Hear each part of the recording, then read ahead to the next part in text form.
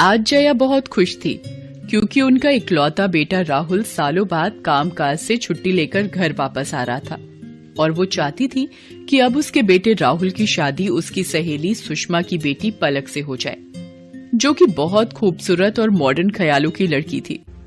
उसे अपनी खूबसूरती का बहुत घमंड था। जया और पलक दोनों घर को सजाने में लगी थी कि तभी अचानक दरवाजे की घंटी बजती है।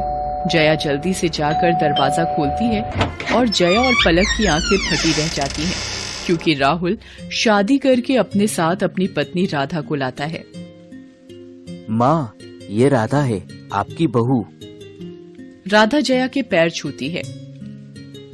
राधा को देख जया एकदम चिढ़ जाती है क्योंकि उसका रूप रंग एकदम काला होता है और वो एक साउथ इंडियन लड़की थी। पहले जया अपने बेटे राहुल से थोड़ा गुस्सा होती है, लेकिन फिर राहुल और राधा का स्वागत करती है। राधा बोली, अयो माँ जी, आपका घर तो बहुत सुंदर है जी। राधा का काला रंग रूप देखकर जया की सहेली सुषमा हंसते हुए ताना मारते हुए कहती है, हाय राम जया, तू तो कहीं मुंह दिखाने के लायक ही नहीं रही। बहुत कहा करती थी ना तू कि तू अपने बेटे के लिए चांद का फूल लाएगी, लेकिन तेरा बेटा तो काला लंगूर उठा लाया है। चल बेटी पलक, अब यहाँ रुकने का कोई मतलब नहीं। ताना देकर सुषमा वहाँ से चली जाती है। सुषमा का ताना सुनकर बेचारी राधा को बहुत बुरा लगता है और जया भी अपनी बहू के सांवलेपन की वजह से उसे नापसंद करने लगती है और उससे चिढ़ी चिढ़ी रहती है। अब राधा दिन भर घर का कामकाज करती और सबका खूब ख्याल रखती, लेकिन जया उससे नाखुश रहती। अरे ओ महारानी, कहाँ मर गई? सुबह सुबह नाश्ता मिलेगा या नहीं? थोड़ा जल्दी जल्दी हाथ पे चला, काम चोरी तो कोई तुझसे सीखे वाला। अयो हाँ माँ जी, अभी लाई जी। राधा नाश्ता लेकर आती है, जो देखकर जया का चेहरा लाल हो जाता है। ये क्या बनाकर लाई है करमजली? वो माँ जी, ये हमारे तरफ का खास डिश है जी। ये पुट्टू, ये उपम, ये वड्डा सब आपके लिए खास बनाया है जी। आपको पसंद आएगा जी, आप एक बार खाकर तो देखिए। हाय राम, आज तो भूखा ही मारेगी ये मद्रासन। जाकर मेरे लिए कुछ चाइनीज बना कर ला, ये सब तो मेरी नौकर भी ना खाए। राधा रोते हुए बोली, अयो माँ जी, माफ करना, पर वो सब तो मुझे बनाते नहीं आता जी। हाय राम, ना जाने किस पाप के बदले ये मनहूस मेरे गले पड़ गई। चल हट, अब जा यहाँ से, मुझे किटी पार्टी में जाना है। जया जानबूझकर बार बार मौका ढूंढकर राधा की बेइज्जती करती ताकि वो परेशान होकर घर छोड़ दे। एक शाम राधा शॉपिंग से अपने लिए कुछ कपड़े और गहने लाती है और खुशी खुशी अपनी सास जया को पहनकर दिखाती है। अयो माँ जी, ये कपड़े और गहने कैसे लग रहे हैं जी? कल उनके साथ ऑफिस की पार्टी में पहन कर जाने के लिए। आए हाय, ये कपड़े और गहने तो बहुत अच्छे लगेंगे, लेकिन तेरे जले हुए चेहरे पर नहीं, मेरे खूबसूरत चमकते हुए चेहरे पर, समझी? ला दे ये मुझे। बड़ी आई तैयार होकर पार्टी में जाने वाली, इसे पहनकर आज मैं किटी पार्टी में जाऊंगी।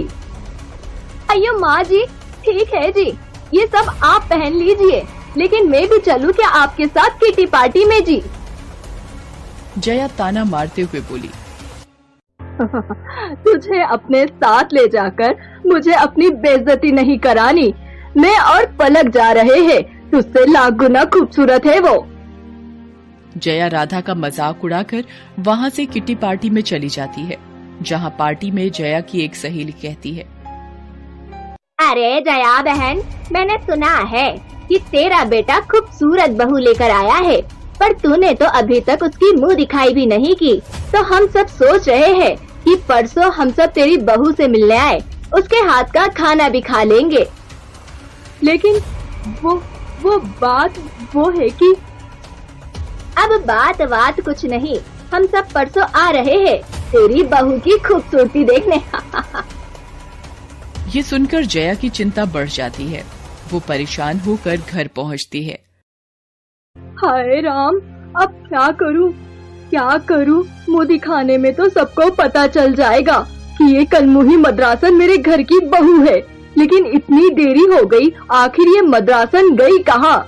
घर छोड़ के तो चली नहीं गई। भगवान करे ऐसा ही हुआ हो। तभी राधा बाजार से सामान लेकर घर आती है। आ गई महारानी, जब देखो तब शॉपिंग करने निकल जाती है और यहाँ मेरे गले में जान अटकी पड़ी है। और ये क्या हालत बनाकर आई है?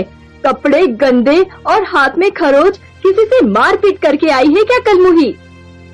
अयो माँ जी, वो क्या हुआ ना जी, बाजार में एक चोर एक महिला और बुजुर्ग का सामान लेकर भाग रहे थे कि तभी। अच्छा ठीक है, समझ गई। अब ज्यादा मुंह मत चला, मैं बहुत चिंता में हूँ इस वक्त। माँ जी, ये आपके लिए, आपके घुटनों की दर्द की दवाई और ये आपका चश्मा ठीक करवा कर लाई हूँ।